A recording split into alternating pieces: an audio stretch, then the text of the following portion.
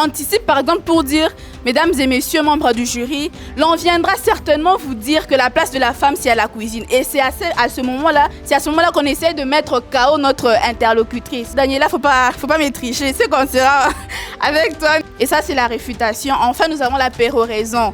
La péroraison, c'est en fait le moment où on doit marquer l'auditoire par un message phare, par un mot de la fin, un message fort que le public va retenir à jamais dans la tête. Donc voilà. Mais c'était top, hein? Le prime arrive, hein? C'est chaud! En duel du regard, maman, aujourd'hui je vais apprendre des choses. Alors, vous regardez pendant près de 3 minutes. Oui. Donc, n'ayez pas peur de l'autre. Hein? Vous dévorez l'autre des yeux. L'objectif, c'est de chasser la timidité, ok? C'est ça la technique. Tu regardes, mais tu es ailleurs. Tout ce qu'elle fait là ne te concerne même pas. Je sors de cette formation content, satisfait.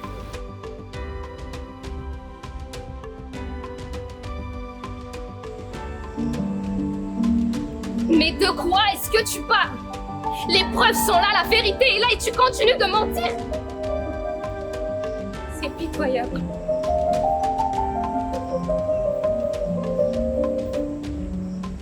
La parole a-t-elle besoin d'un fond sonore? Voici la question qui m'a été posée.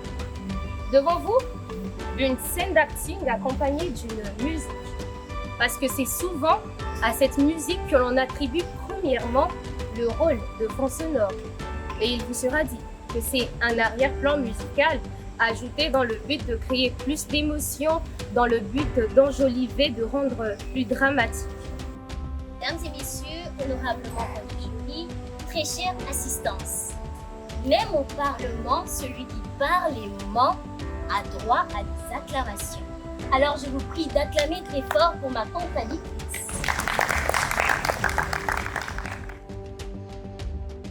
Mais en tout cas, je suis heureuse d'avoir participé à Éloquence au féminin, d'avoir rencontré toutes ces jeunes filles, toutes ces futures femmes baobab ici et avoir pu échanger avec elles. J'ai trouvé des jeunes femmes qui me donnent de l'espoir parce qu'elles sont intelligentes, elles sont ambitieuses et surtout elles ont cette envie d'apporter quelque chose de positif à ce pays qui est le nôtre.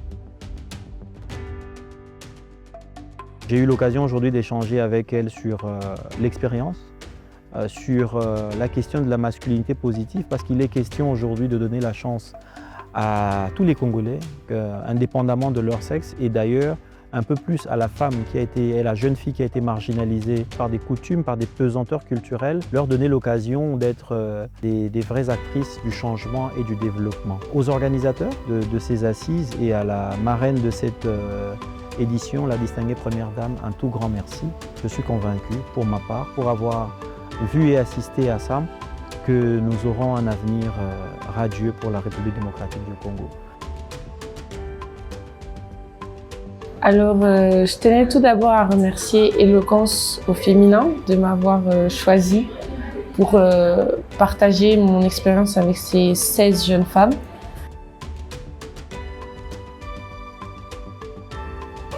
Et là, on te met ton petit thé café. T'as vu ça? Je leur ai donné 3 conseils. C'était de tout remettre entre les mains de Dieu, d'investir en elles et de surtout croire en elles. Aujourd'hui, dans le cadre du concours Éloquence 360 au féminin, nous avons eu l'immense honneur de nous entretenir avec Madame Edwin, CEO de Vlisco, qui a eu à nous partager son expérience en tant que femme dans sa vie professionnelle ou dans sa vie privée. Elle a eu à nous partager, à nous expliquer les multiples défis auxquels elle a eu face dans sa carrière, du début jusqu'à où elle en est maintenant. Ce que j'ai pu retenir dans tout ce qu'elle a eu à nous partager est que la femme africaine a un prix plus lourd à payer pour son succès. C'était pour nous un immense honneur d'apprendre, de nous mettre au banc de son école et avoir à tirer certaines leçons qui, en plus du concours, auront à nous accompagner tout le long de notre vie.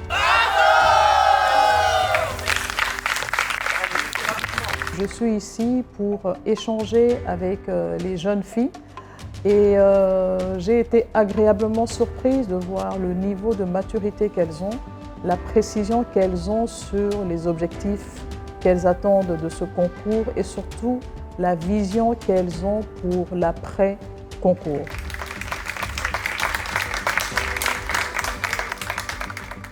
J'étais ravie de rencontrer des jeunes filles très intelligentes, très percutantes, un peu intimidantes. Mais les questions que j'ai trouvées étaient très pointues. Donc on sent que c'est une certaine élite qui se prépare à prendre la relève. Et ça, c'est très rassurant pour nous. Je les ai toutes trouvées très éloquentes, hein, donc je suppose que c'est même la raison pour laquelle elles sont ici. L'orientation de leurs questions, c'était pas seulement pour savoir qu'est-ce qui a été fait, mais aussi et surtout qu'est-ce qui reste à faire et pourquoi cela n'a pas été fait, les difficultés qu'on a dans le parcours. Et donc je pense qu'elles partent avec une grande chance que nous n'avons pas eue. Mon message par rapport aux jeunes filles, c'est qu'elles n'oublient pas tout ce que nous nous sommes dit lors de notre échange, que même celles qui seront peut-être éliminées, celles pour qui la compétition va s'arrêter, qu'elles n'oublient pas que qu'elles ne sont pas ratées, qu'elles n'ont pas échoué dans la vie, que c'est une étape. Et je pense que les choses qu'elles apprennent au cours du Cercle 360, au cours de cette expérience qu'elles sont en train de vivre, apportent quand même quelque chose de plus dans leur vie, qu'elles utilisent ces choses dans divers domaines de leur vie et qu'elles n'oublient pas d'être équilibrées. Alors c'était vraiment une joie pour moi d'avoir rencontré ces jeunes femmes. J'ai rencontré des jeunes femmes ambitieuses, mais surtout des jeunes femmes qui craignent Dieu. Je leur souhaite de réussir, que Dieu les honore, qu'elles puissent aller très tôt là où leurs parents sont allés très tard et qu'elles puissent un jour contribuer à ce beau pays.